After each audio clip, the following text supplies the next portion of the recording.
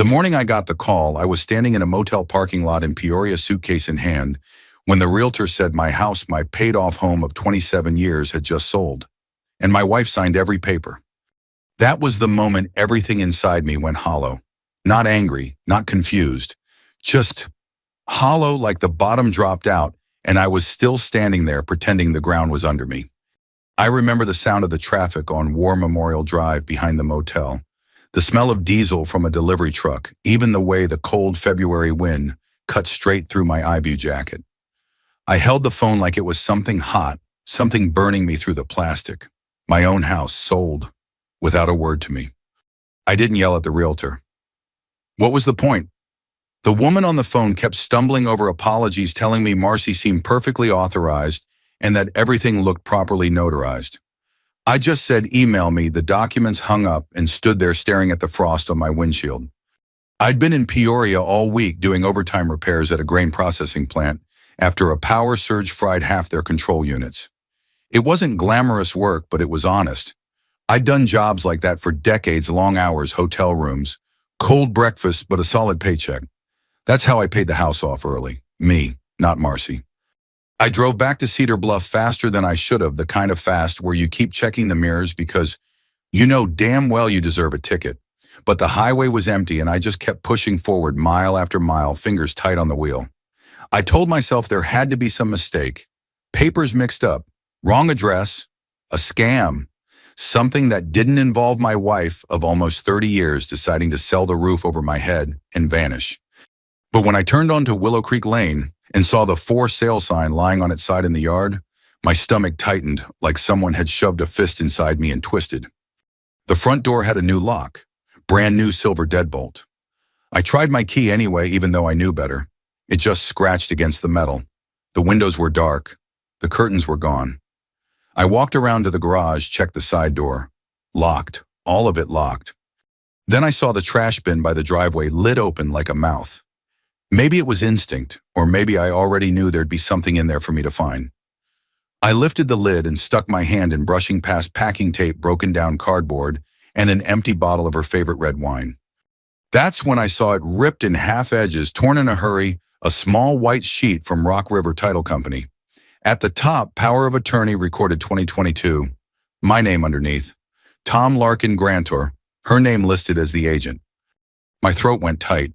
I remembered exactly what that was. I'd signed it before knee surgery back in 2022, just in case she needed to sell my old pickup if the medical bills got tight. A simple POA for that, nothing more.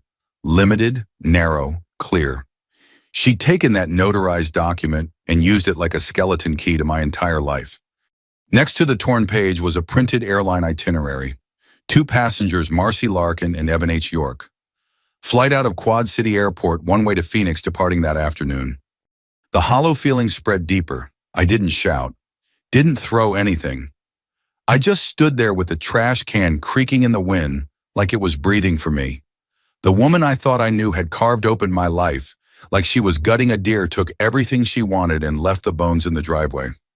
I got back in my truck and sat without starting it. The seat was cold from the winter air, and my hands were shaking a little, not from panic, but from something slower, heavier. Betrayal hits like frostbite, quiet at first, then deep enough to hurt. I opened the realtor's email on my phone. There it was, my signature on the POA scanned from 2022. They'd accepted it without question. The sale documents showed her signing everything on my behalf.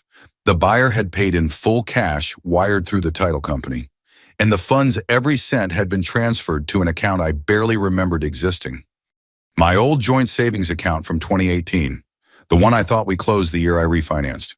Apparently she hadn't closed it. She'd just waited. I drove straight to Cedar Bluff Credit Union, the same place I'd opened my first account when I was 21 and working as an apprentice.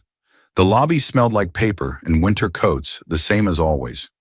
Behind the counter was Mrs. Dalton, who'd known me since I still had dark hair and a mustache. "Tom, you all right? You look pale." I slid the phone across the counter. "My house sold this morning. I didn't sign any of it. Can you look up where the funds went?" Her face tightened as she typed into her terminal. Then she sighed. "It was wired into your joint savings, the old one, account ending in 1142. Withdrawn yesterday at 3:22 p.m. I closed my eyes, all of it, every penny. I nodded once. I need to file a Regi fraud dispute and an elder financial exploitation review. She didn't argue. At 58, I qualified. She pulled out the forms, printed 2 more, then looked me dead in the eye. This will freeze the account for 10 business days. She lowered her voice. If she tries to pull anything else, the system will flag it. Good. Let it flag everything she touched. From the credit union, I went to Rock River Title Company.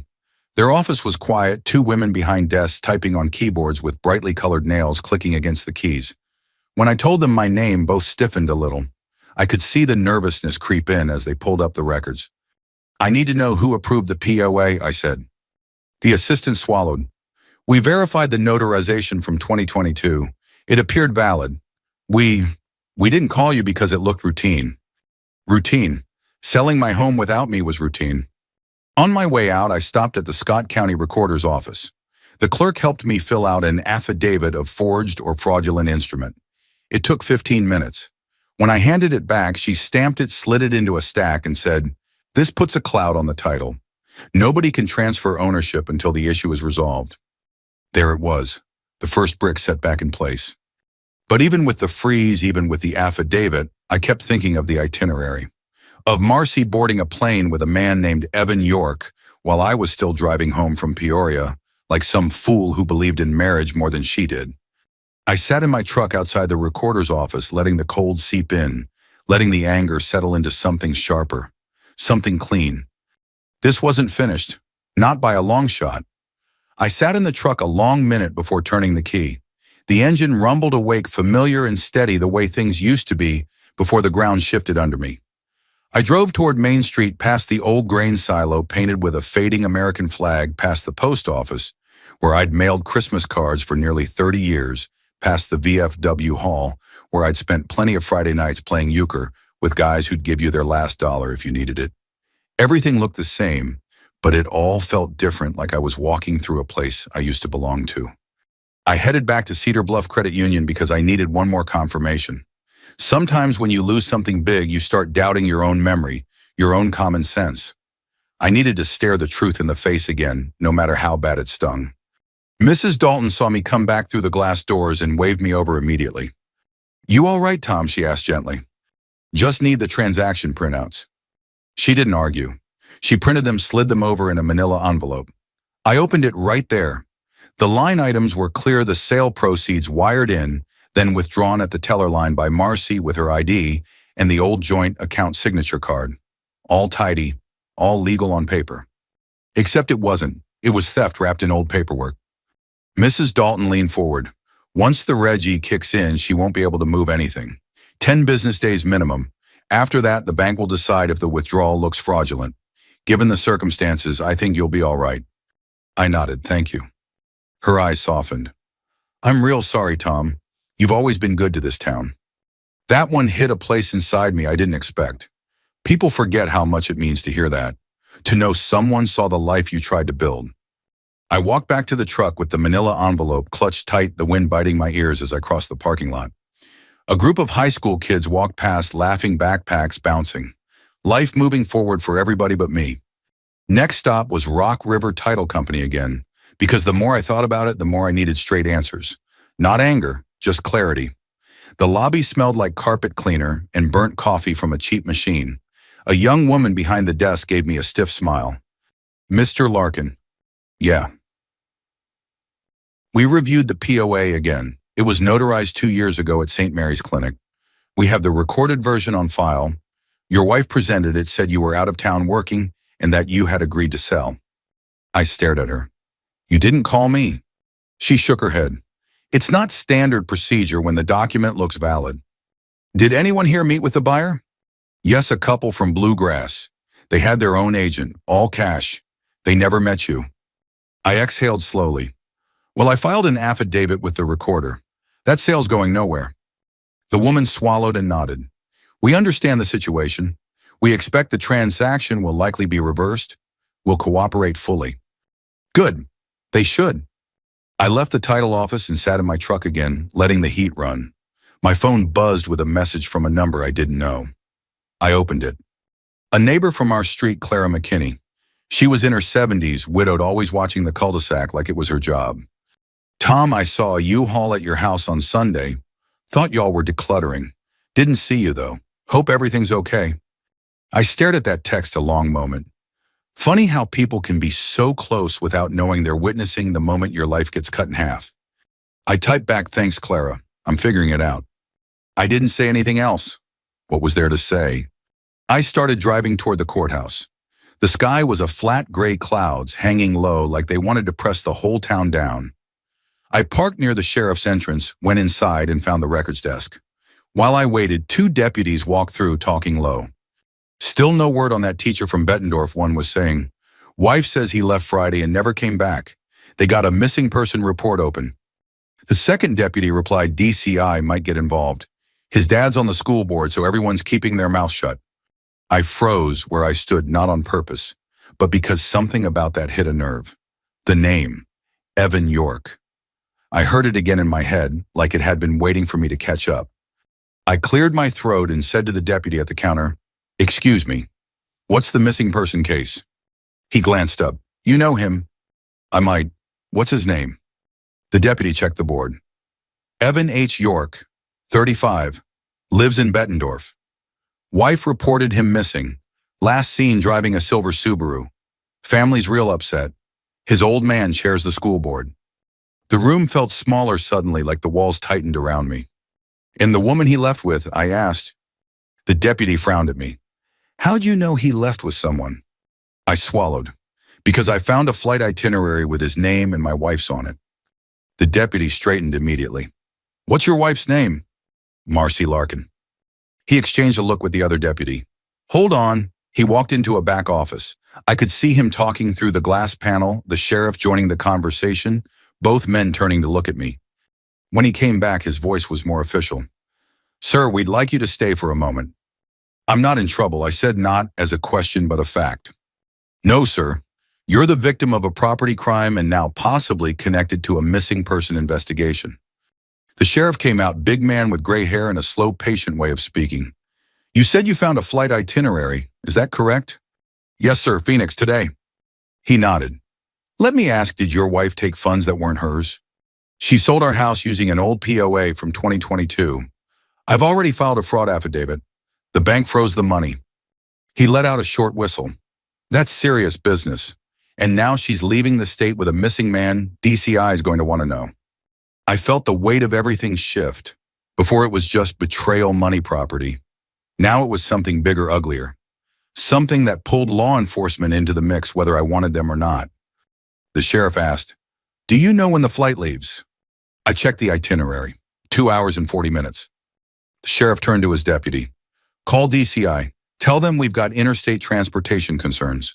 Let's get this documented." Then he looked at me with something like respect. "Mr. Larkin, thank you for coming in. You may have just saved us a step." I nodded, though inside my stomach churned. I didn't want to save anyone a step. I just wanted my life back. I walked out into the cold air again. The wind had picked up, pushing leaves across the sidewalk like tiny paper warnings. I got in my truck and sat a moment, gripping the steering wheel. The hollow feeling wasn't hollow anymore. It was changing into something steadier, a resolve I didn't know I still had. If Marcy thought she could drain our account, sell our home, run off with a school teacher half her age, and vanish into the sun without a single consequence, she didn't know me at all. I drove home first, though I didn't know why. Maybe I needed the empty driveway again to remind myself of what had really happened. Maybe I needed to see the bare windows and the deadbolt she'd put on the door.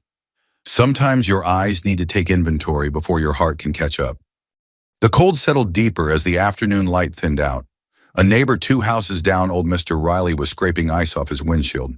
He gave me a small wave, the kind where he wasn't sure if I wanted to talk. I didn't. Not yet. I sat in my truck looking at the house that used to be mine, the one I'd insulated myself one panel at a time. I could still picture my daughter Katie swinging her legs off the front porch when she was 8.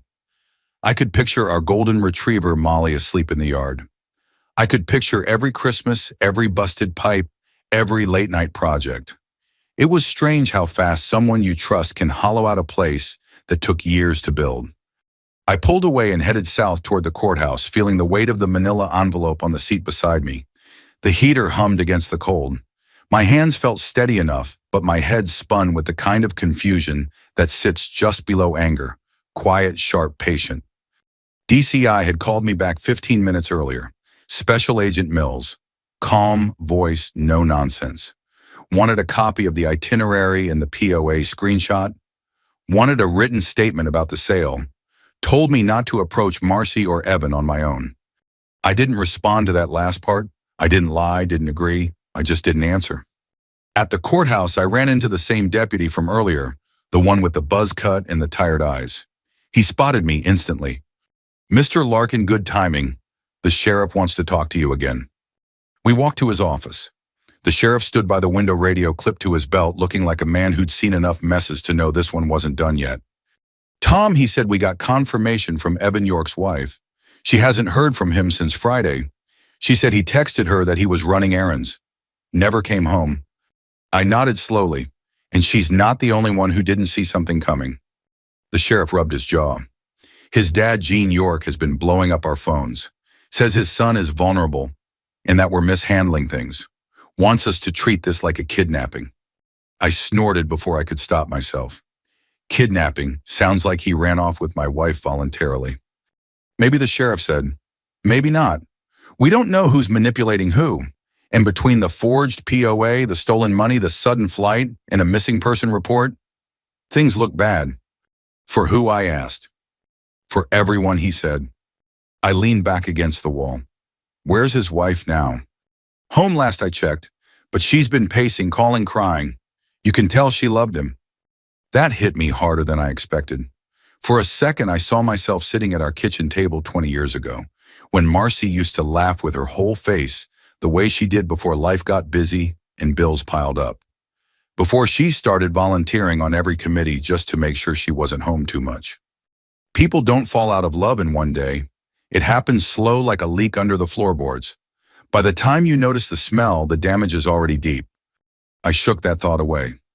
What do you want me to do? I asked. The sheriff looked at the deputy, then at me. Agent Mills wants us to intercept them at Quad City Airport, but he's 30 minutes out. If you're willing, it might help if you came too. You're a witness, and their presence might help establish identity if they try to dodge questions. I'm not here for a fight, I said. I just want what's mine. I know, he said. Let's keep it that way. The deputy grabbed his hat. Flight board's in a little over 2 hours. We need to move. We headed out into the cold. Snow had started drifting in the air, tiny flakes swirling under the street lamp. The kind of snow that melts on contact, not enough to slow traffic, just enough to make the world look quieter than it really is. As we hit the highway toward Moline, the sheriff's radio crackled with updates. DCI had authorized a temporary hold on travel for both Marcy Larkin and Evan York if probable cause was confirmed. TSA had been alerted to assist. The airport PD had been briefed. All of that should have made me feel relieved. Instead, I felt like someone had wrapped wire around my heart and was tightening it one notch at a time. The sheriff finally asked the question I knew was coming. Tom, you got any idea why she'd do all this? I stared out the window at the lights blurring past. I've been trying to figure that out since this morning. Everything looked normal the last few months. As normal as it gets for a couple that's been together almost 30 years, I said. She was on the PTA board again, helping organize the winter fundraiser, complaining about Evan's dad trying to cut the arts budget, going to spin class with her friend Linda on Thursdays. The deputy glanced over. She mentioned Evan by name. Only once. Said he was the type of teacher kids liked, that he stayed late to help with homework. Nothing strange. Any fights lately? Not fights, I said. Distance. She got quieter. I got busier. We said we'd take a vacation this year. Guess she decided to go without me. Nobody said anything after that. When we crossed the I-74 bridge into Illinois, the Mississippi River lay dark beneath us, sheets of ice drifting along the edges. I watched the water and thought about the years I'd worked double shifts, the nights she said she missed me, the mornings I came home tired but proud, all those sacrifices, all those hours. And she'd sold the house like it was a piece of old furniture she didn't want anymore. What surprised me most wasn't the anger, it was the calm underneath it. A cold, steady kind of calm that comes from a man who has nothing left to lose but his own dignity. By the time we pulled into Quad City International Airport, the snow had picked up, spiraling under the floodlights. The parking lot glowed with that strange winter softness, the kind that tricks you into thinking everything is peaceful. But peace wasn't waiting for us inside. The sheriff looked over his shoulder as he shut the car door. "Last chance, Tom. You don't have to be part of this." I met his eyes. "Yes, I do." We stepped through the sliding doors into the terminal. The warm air hit my face. Somewhere a kid was crying. Somewhere else a coffee grinder buzzed. Announcements echoed along the high ceiling. And right there in the middle of the boarding lobby, moving toward the security line with rolling luggage and matching travel backpacks, was Marcy. Hers and Evan's. She didn't see me yet, but when she did, everything would change. I saw them before they saw me. Marcy was walking fast, her shoulders pulled tight, chin lifted like someone trying hard not to look guilty. Evan walked half a step behind her hat, low on his forehead, a navy carry-on slung over one shoulder. He looked younger than I expected, nervous, pale, glancing around too much. A man who hadn't done enough bad things in his life to know how to hide it. The sheriff put a hand lightly on my arm. "Let us make first contact." "I'm not stopping you," I said. We moved closer, weaving through the lines of travelers. The loudspeaker echoed overhead with a boarding call for Chicago. A group of college kids hurried past with overstuffed duffel bags, laughing as they dodged the deputies. The whole place smelled like cinnamon pretzels and burnt airport coffee. Marcy turned slightly to adjust her purse strap, and that's when she saw me. Her face changed in waves, confusion first, then fear, then a kind of resigned anger I'd only ever seen once or twice in our entire marriage. Her mouth opened like she might say my name, but nothing came out. Evan froze. His hand went to his pocket where I guessed his ID was. His eyes darted to the security line, then to the sheriff approaching, then to the exits. The sheriff stepped forward. "Marcy Larkin, Evan York." They both stiffened. Marcy tried to recover her voice. "What is this? We have a flight." "Not anymore," the sheriff said evenly. "We need to see your IDs. TSA has been notified. This is an active fraud investigation." Evan bristled. "Fraud? What are you talking about? We're traveling for personal reasons." The sheriff didn't blink. "Sir, your wife filed a missing person report, and Mr. Larkin here filed an affidavit for a fraudulent property sale. That means you both need to come with us." Several heads turned. A woman in a Cubs sweatshirt nudged her husband, whispering something. A couple of retirees waiting near the gate watched like it was the matinee show. Airports turned strangers into audiences, real quick. I hadn't said a word yet. I just stood there, hands in my coat pockets, heart steady. Marcy finally looked straight at me, and when she did, I saw everything I'd been trying not to see for years. Resentment, distance, the quiet blame people hold when they think their life passed them by. "Tom," she said, her voice thin, "you shouldn't be here." I shook my head slowly. "Funny. That's exactly what I was thinking about you." Evan stepped in front of her slightly, his attempt at being protective. I almost laughed. He had no idea what he'd stepped into. The deputy with us motioned for them to set their bags down. "We need to check the contents. Standard for an investigation involving possible interstate transport of stolen funds." A murmur ran through the nearby crowd. People pretended not to stare, but absolutely stared. Marcy's voice cracked. "This is humiliating." "Selling someone's home behind their back is humiliating too," the sheriff replied. "Consequences follow actions." Evan finally snapped. "Look, I didn't steal anything. If she handled the sale, that's her business." The sheriff looked at him like he couldn't decide if the kid was stupid or lying on purpose. "Sir, the house belonged to both of them, and funds from the sale were moved through an account Mr. Larkin didn't authorize. That becomes our business." I watched Evan's face drain. Whatever fantasy life he thought he was escaping into with Marcy was dissolving right there on the polished tile floor. Then, like divine timing, the sliding doors behind us opened, and a woman rushed inside, her hair, windblown coat half-zipped. She looked around frantic. It was Evan's wife. I knew it before anyone said a word. The hurt on her face was unmistakable. The desperation of someone holding on to hope with fingertips already slipping. The sheriff greeted her quietly. "Mrs. York." She nodded quickly. "Where is he?" The sheriff stepped aside just enough for her to see. Her breath hitched like it punched its way out of her. "Evan," she whispered. Evan closed his eyes. He didn't turn around. Didn't try to speak. Just stood there, shoulders sinking like sandbags, finally giving out. The entire airport seemed to pause, even if only in my mind. The air felt heavier. And then she walked forward slow but steady. "Evan," she said again, voice trembling. "You told me you were running errands." He didn't answer. His hands were shaking. That was the moment the scales tipped. Not the bank freeze.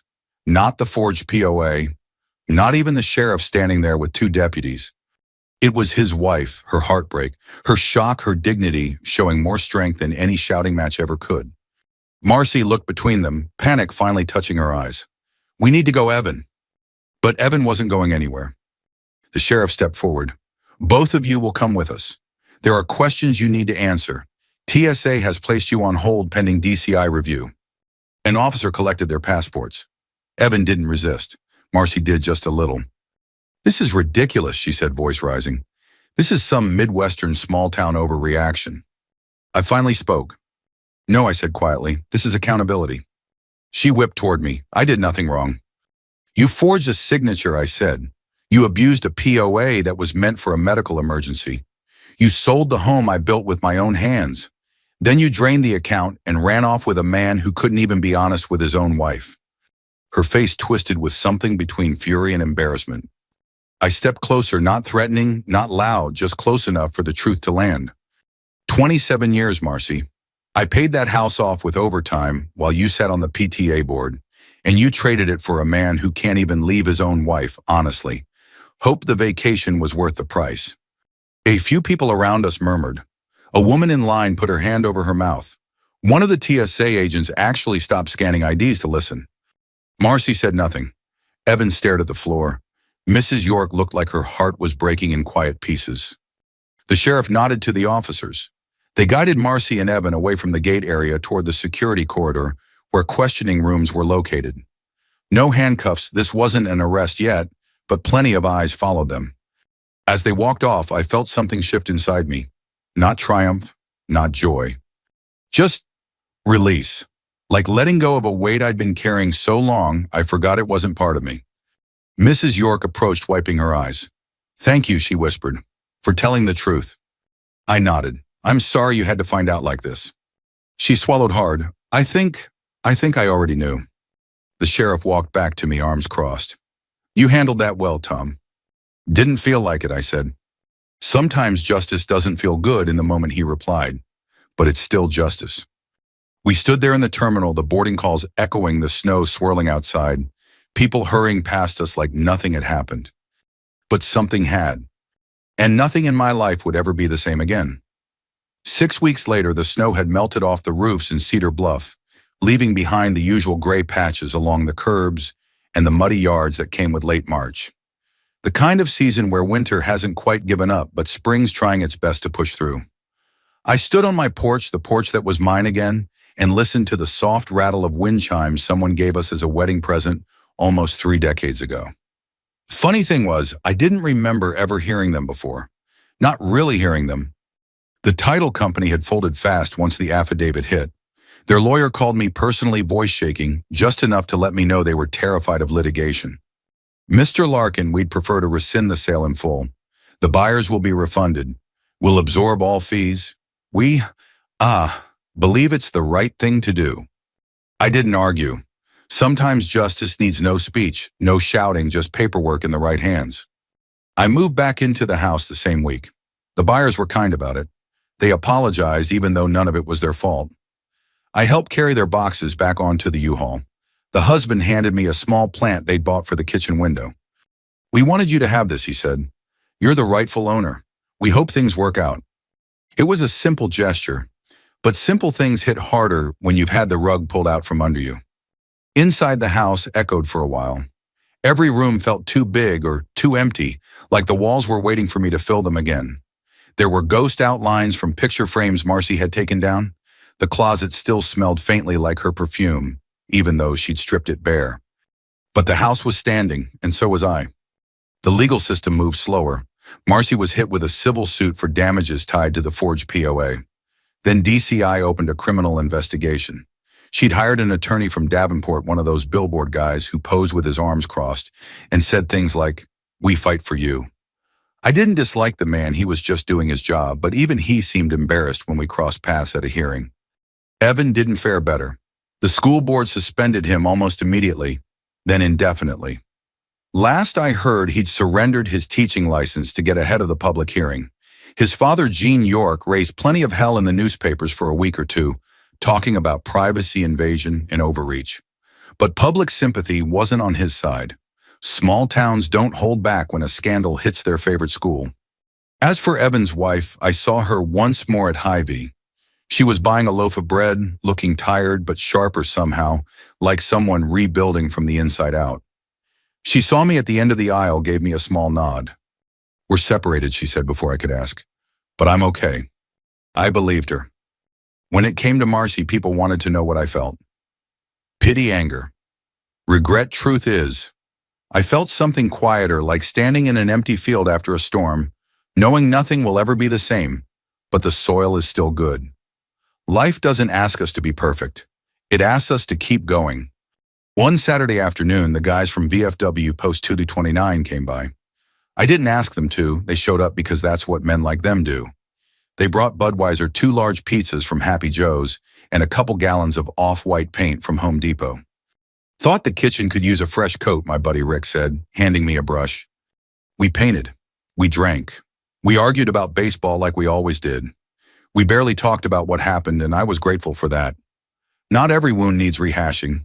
Some just need the sound of old friends laughing while the radio plays classic rock. When they left, the kitchen looked brighter, cleaner, new. Maybe that's what I needed. That night, I sat on the back porch, the same place I used to sit after late shifts with a cold beer. A Miller Lite rested on my knee, beads of condensation rolling down the can. The spring air felt gentle, forgiving. For the first time in months, I let myself breathe all the way in. The memories of the airport played back, not like a fight, but like a turning point. Watching Marcy and Evan being escorted away. Watching the truth come out in front of strangers. The way justice didn't roar, but whispered. A steady, sure voice saying, "This stops now." Most folks think revenge is about making someone hurt. But sitting there on the porch, I realized something different. Revenge, the kind that's worth a damn, isn't about shouting or getting even. It's about reclaiming your life piece by piece until you can stand up straight again. The law did its part, time did the rest. I took a slow sip of beer and let the quiet settle around me. The wind carried the sound of a distant train the way it always had. A couple of kids laughed somewhere down the block. Familiar sounds, safe sounds. Then I spoke out loud, maybe to myself, maybe to the night. Some folks think revenge is loud. Me, I just let the law and a little bit of time do the talking. Turns out that's plenty loud enough. I leaned back, feeling the chair creak under me, feeling the warmth of a simple life returning in small waves. And before I went inside, I said one more thing. Something not bitter, not angry, just honest. If you've ever had somebody try to take what you worked a lifetime for, or you just like hearing about the good guy winning without throwing a punch, stick around. I've got more stories and the coffee's always on.